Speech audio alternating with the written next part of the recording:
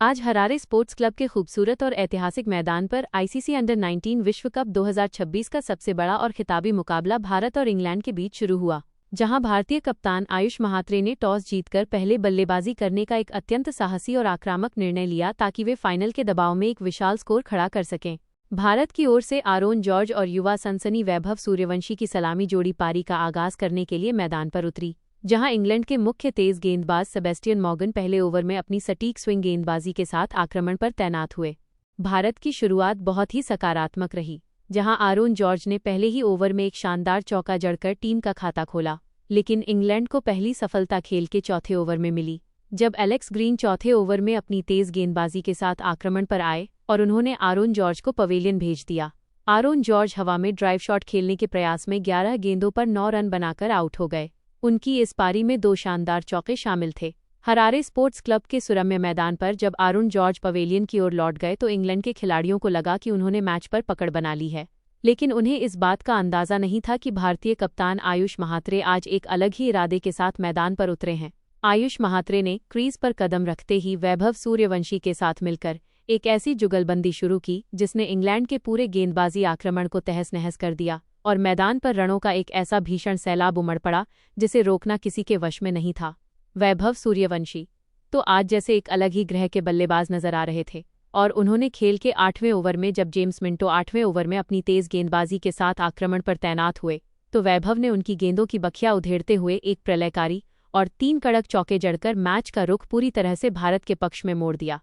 वैभव ने अपनी प्रचंड बल्लेबाजी जारी रखते हुए मात्र 32 गेंदों पर अपना एक तूफानी अर्धशतक पूरा किया और फिर केवल 55 गेंदों पर एक ऐतिहासिक और अविस्मरणीय शतक जड़कर पूरे विश्व क्रिकेट को अपनी अद्भुत प्रतिभा से दंग कर दिया, जहां वो 100 रन पर नाबाद रहकर इंग्लैंड के गेंदबाजों के लिए एक डरावना सपना बन चुके थे। दूसरे छोर पर भारतीय कप्तान आयुष महात्रे ने भी अपनी क्लास का प्रदर्शन करते हुए रौद्र रूप धारण कर लिया था और वे वैभव के साथ मिलकर रनों की रफ्तार को 7वें आसमान पर ले जा रहे थे। 19वें ओवर में जब एलेक्स ग्रीन अपनी गेंदबाजी का नया स्पेल शुरू करने के लिए आक्रमण पर वापस बुलाए गए तो आयुष महात्रे ने उनकी एक स्लॉट गेंद पर लॉन्ग ऑफ के ऊपर से एक गगनचुंबी छक्का जड़कर इस फाइनल मुकाबले में अपना शानदार अर्धशतक पूरा किया। हालांकि भारतीय टीम को एक बड़ा झटका इसी ओवर की अंतिम गेंद पर लगा, जब आयुष महात्रे एक और बड़ा हवाई शॉट खेलने के प्रयास में गेंद की गति से चकमा खा गए। आयुष महात्रे पुल शॉट खेलने के प्रयास में 51 गेंदों पर 53 रनों की एक अत्यंत साहसी और महत्वपूर्ण कप्तानी पारी खेलकर आउट हो गए। उनकी इस पारी में 7 कड़क चौके और 2 शानदार छक्के शामिल थे। कप्तान आयुष के पवेलियन लौटने के बाद युवा वेदांत त्रिवेदी मैदान पर आए ताकि वे रनों की इस गति को कम न होने दें, लेकिन इसके बाद वैभव सूर्यवंशी ने जो खेल दिखाया वो क्रिकेट के इतिहास में सदियों तक याद रखा जाएगा। वैभव सूर्यवंशी ने अपनी बल्लेबाजी को एक ऐसे अलौकिक स्तर पर पहुंचा दिया जहां उन्होंने हरारे के मैदान के हर कोने में छक्कों की भीषण बारिश कर दी और इंग्लैंड के कप्तान थॉमस रेव पूरी तरह से बेबस और लाचार नजर आने लगे। वैभव ने मात्र 80 गेंदों पर 175 रनों की एक ऐसी प्रलयकारी और विनाशकारी पारी खेली जिसने अंडर-19 विश्व कप के इतिहास के सारे पुराने कीर्तिमानों को जड़ से ध्वस्त कर दिया। वैभव की इस पारी में वो प्रचंड आत्मविश्वास और ताकत थी जिसने इंग्लैंड के हर एक गेंदबाज के मनोबल को तोड़ दिया था, लेकिन आखिरकार खेल के 26वें ओवर में मैनी लम्जन दोबारा अपनी विविधतापूर्ण गेंदबाजी के साथ आक्रमण पर वापस बुलाए गए और उन्होंने इस खतरनाक पारी का अंत किया। वैभव सूर्यवंशी एक चतुर लैप शॉट खेलने के प्रयास में गेंद की धीमी रफ्तार को परख नहीं सके, जिससे वैभव सूर्यवंशी 80 गेंदों पर 175 रनों की एक अत्यंत अविश्वसनीय और ऐतिहासिक पारी खेलकर आउट हो गए। उनकी इस प्रलयकारी पारी में 15 कड़क चौके और 15 गगनचुंबी छक्के शामिल थे। हरारे स्पोर्ट्स क्लब के मैदान पर जब वैभव सूर्यवंशी अपनी पारी समाप्त कर पवेलियन की ओर वापस लौट रहे थे तो पूरे स्टेडियम में मौजूद दर्शकों ने अपनी सीटों से खड़े होकर तालियों की गड़गड़ाहट के साथ उनके इस असाधारण पराक्रम का सम्मान किया। वैभव ने भारत को एक ऐसी अभेद्य और सुरक्षित स्थिति में पहुंचा दिया था जहां से हार की कल्पना करना भी असंभव था। 25.3 ओवरों के खेल के बाद भारतीय टीम का कुल योग 3 विकेट के नुकसान पर 272 रनों के एक अत्यंत विशाल और हिमालय जैसे विशालकाय आंकड़े तक पहुंच चुका था। अब यहां से भारत के लिए 400 रनों का वो जादुई सपना एक सुनहरी हकीकत में बदलता हुआ पूरी तरह से साफ दिखाई दे रहा था। वेदांत त्रिवेदी क्रीज पर अपनी पूरी एकाग्रता के साथ मौजूद थे और दूसरी ओर इंग्लैंड की पूरी टीम अब हताशा में केवल इस बात की दुआ कर रही थी कि भारतीय पुछल्ले बल्लेबाज रनों के इस प्रचंड प्रवाह को किसी तरह कम कर दें। पारी के मध्य ओवरों में रनों की गति को बनाए रखने की जिम्मेदारी अब विहान मल्होत्रा और वेदांत त्रिवेदी के कंधों पर आ चुकी थी। दोनों ने बहुत ही सूझबूझ के साथ पारी को आगे बढ़ाना शुरू किया और स्ट्राइक रोटेट करते हुए इंग्लैंड के गेंदबाजों को दबाव में रखा। इंग्लैंड के कप्तान थॉमस रेव ने एक बार फिर अपने सबसे मुख्य तेज गेंदबाज जेम्स मिंटो को याद किया, जो खेल के 34वें ओवर में दोबारा मोर्चे पर तैनात हुए। जेम्स मिंटो ने अपनी योजना के अनुसार एक घातक शॉर्ट पिच गेंद फेंकी, जिसे विहान मल्होत्रा सही ढंग से टाइम नहीं कर सके। विहान 36 गेंदों पर 30 रनों की एक महत्वपूर्ण पारी खेलकर आउट हो गए। उनकी इस पारी में 2 शानदार और कड़क चौके शामिल थे। विहान के आउट होने के बाद भारतीय खेमे में थोड़ी हलचल हुई, लेकिन वेदांत त्रिवेदी अभी भी क्रीज पर डटे हुए थे और वे एक बड़े स्कोर की ओर देख रहे थे। जेम्स मिंटो आज एक अलग ही लय में नजर आ रहे थे और उन्होंने अपनी धारदार गेंदबाजी जारी रखी। जहां खेल के 37वें ओवर में जेम्स मिंटो 37वें ओवर में अपना स्पेल जारी रखने के लिए आक्रमण पर तैनात थे और उन्होंने अपनी चतुराई भरी फिरकी और गति के मिश्रण से वेदांत को चकमा दे दिया। वेदांत त्रिवेदी, जो अब तक बहुत ही संभलकर खेल रहे थे, वो अचानक से अपना धैर्य खो बैठे और गेंद को बाउंड्री के पार भेजने के लालच में आ गए, जिससे वेदांत त्रिवेदी फ्लिक शॉट खेलने के प्रयास में 36 गेंदों पर 32 रनों की एक जुझारू पारी खेलकर आउट हो गए। उनकी इस पारी में 3 कड़क और प्रभावशाली चौके शामिल थे। इन 2 त्वरित विकेटों के गिरने के बाद इंग्लैंड की टीम ने मैच में थोड़ी वापसी की उम्मीद जगाई थी, लेकिन भारतीय बल्लेबाजी की गहराई अभी भी बाकी थी और आने वाले बल्लेबाजों के पास रनों के इस अंबार को 400 के पार ले जाने की पूरी क्षमता मौजूद थी। पूरी हरारे स्पोर्ट्स क्लब के इस ऐतिहासिक मैदान पर जब खेल अपने अंतिम और निर्णायक 10 ओवरों के रोमांच में प्रवेश कर चुका था, तब भारतीय टीम एक विशाल स्कोर की ओर तेजी से बढ़ रही थी। जहां विकेटकीपर बल्लेबाज अभिज्ञान कुंडू ने मैदान पर कदम रखते ही एक अत्यंत तूफानी और आक्रामक कैमियो पारी खेलकर इंग्लैंड के खेमे में हड़कंप मचा दिया। खेल के 44वें ओवर में इंग्लैंड के सबसे मुख्य तेज गेंदबाज सेबेस्टियन मॉर्गन 44वां ओवर में दोबारा अपनी धारदार गेंदबाजी करने के लिए आक्रमण पर वापस बुलाए गए, ताकि वे रनों की इस बेकाबू रफ्तार पर लगाम लगा सकें। लेकिन कुंडू ने उनकी पहली ही गेंद पर प्रहार करना शुरू कर दिया।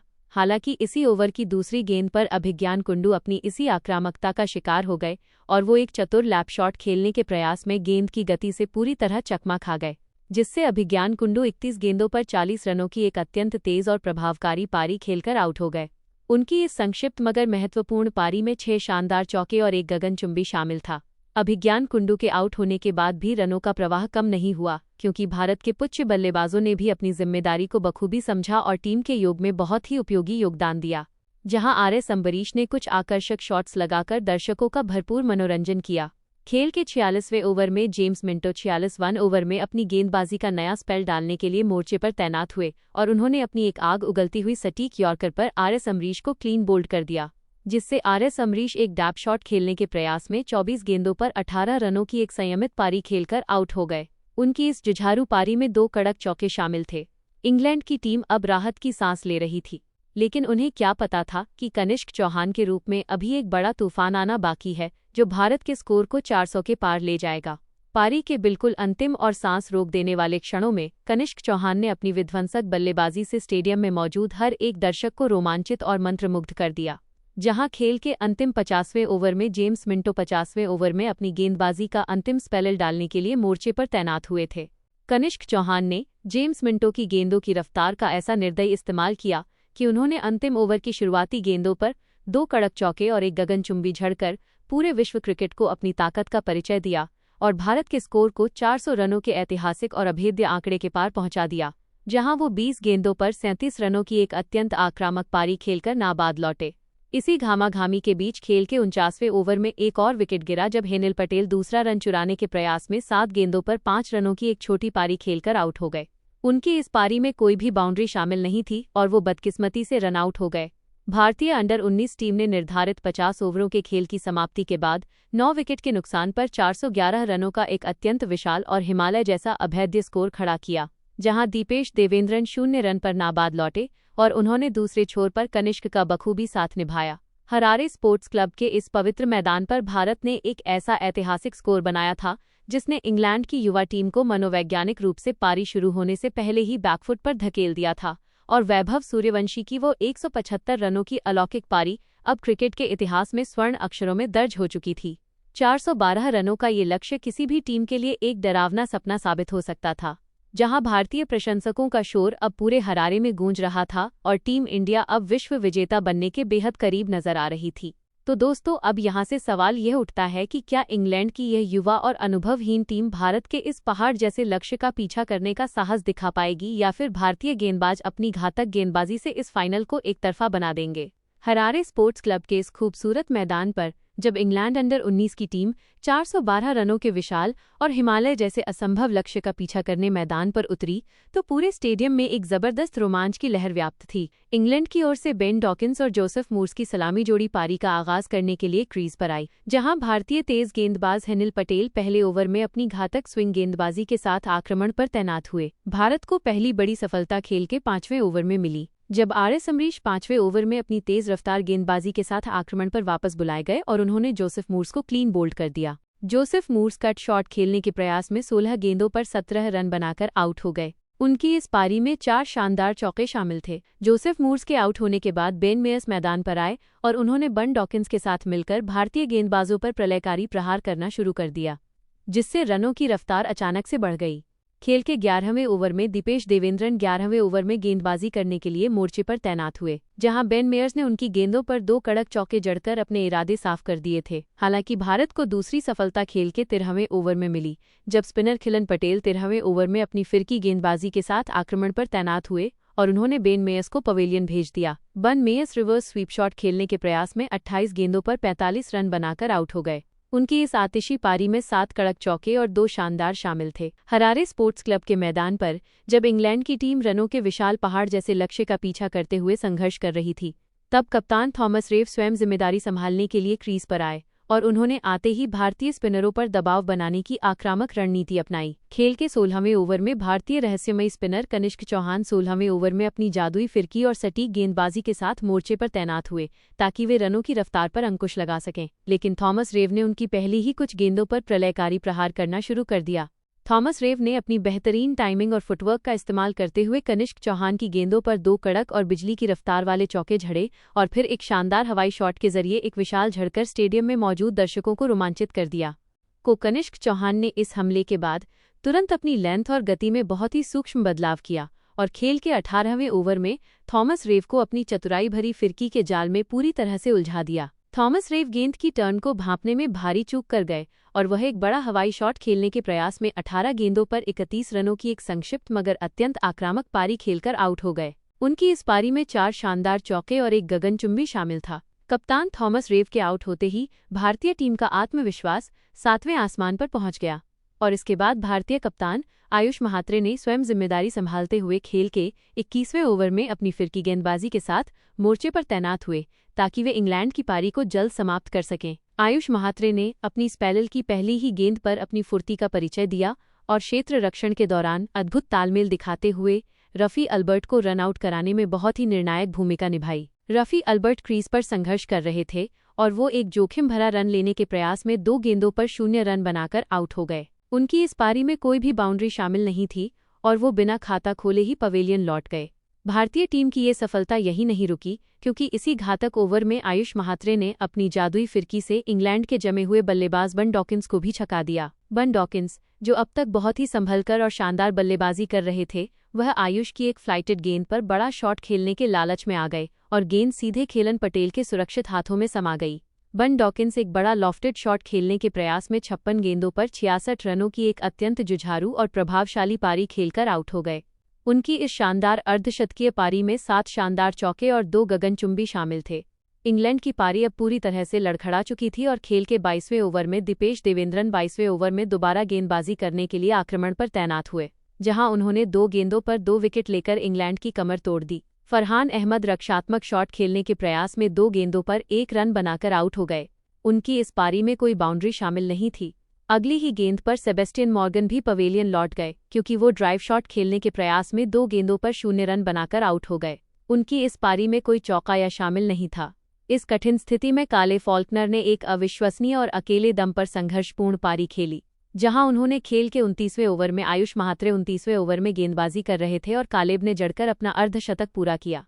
काले फाल्कनर ने मैदान के हर कोने में की बारिश की और खेल के 40वें ओवर में आरडीएस अमरीश 40वें ओवर में दोबारा गेंदबाजी करने के लिए आए, जहां कालेब ने जड़कर अपना एक ऐतिहासिक शतक पूरा किया। इसी बीच आरएस अमरीश ने खेल के 36वें ओवर में जेम्स मिंटो को पवेलियन भेजा। जेम्स मिंटो पुल शॉट खेलने के प्रयास में 41 गेंदों पर 28 रन बनाकर आउट हो गए। उनकी इस पारी में केवल 1 चौका शामिल था। इसके बाद मैनी लम्सन भी 38वें ओवर में आरएस अम्बरीश की गेंद पर वेदांत त्रिवेदी को कैच दे बैठे। मैनी लम्सन पुल शॉट खेलने के प्रयास में 10 गेंदों पर 3 रन बनाकर आउट हो गए। उनकी इस पारी में कोई बाउंड्री शामिल नहीं थी। मैच का अंतिम विकेट खेल के 41वें ओवर में गिरा, जब कनिष्क चौहान 41वें ओवर में अपनी जादुई फिरकी गेंदबाजी के साथ आक्रमण पर तैनात हुए और उन्होंने शानदार बल्लेबाजी कर रहे कालेब फॉल्कनर को आउट कर दिया। Caleb Faulkner reverse lap shot खेलने के प्रयास में 67 गेंदों पर 115 रन बनाकर आउट हो गए। उनकी इस प्रलयकारी पारी में 9 कड़क चौके और 7 शानदार शामिल थे। इंग्लैंड की पूरी टीम 40.2 ओवरों के खेल के बाद 311 रनों के कुल योग पर सिमट गई, जहां एलेक्स ग्रीन 0 रन पर नाबाद लौटे। भारतीय अंडर-19 टीम ने इस फाइनल मुकाबले को 100 रनों के विशाल अंतर से जीतकर एक बार फिर विश्व कप की सुनहरी ट्रॉफी पर अपना कब्जा जमा लिया और हरारे का यह मैदान भारतीय जीत के जश्न का मूक गवाह बन गया। तो दोस्तों, भारत की इस शानदार पर आपकी क्या राय है?